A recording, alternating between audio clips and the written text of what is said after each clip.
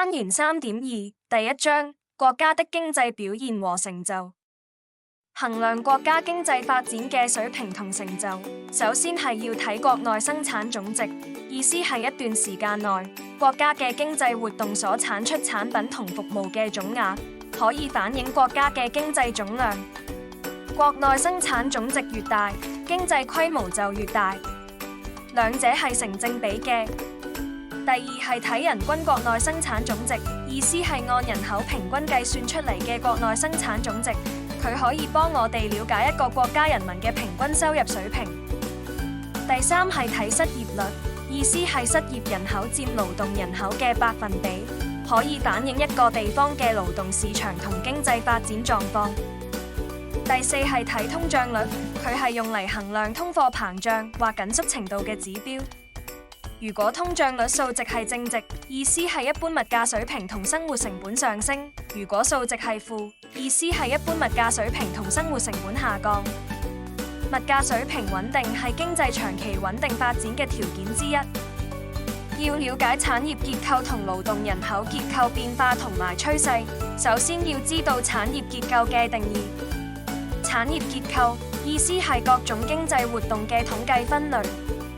最簡單分為三大產業，而三次產業之間都有相互依存嘅關係。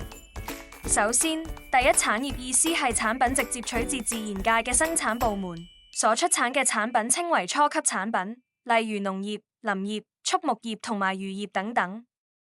第二產業意思係對初級產品進行再加工嘅部門，例如製造業、電力、燃氣同水嘅生產同埋供應業、建築業。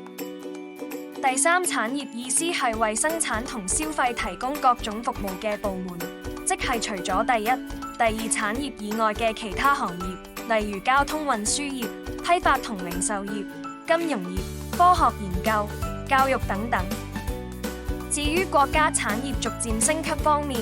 響改革開放之前，國家嘅經濟發展集中喺農業同工業，亦即係第一同第二產業。改革開放之後，以製造業為主嘅第二產業持續快速發展，第三產業嘅發展日漸受到重視。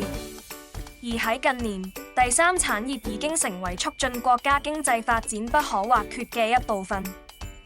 另外，有關第三產業勞動人口上升呢方面，改革開放以後，中國嘅農業生產力大量向第二、第三產業轉移，促進咗中國經濟嘅產業多元化發展。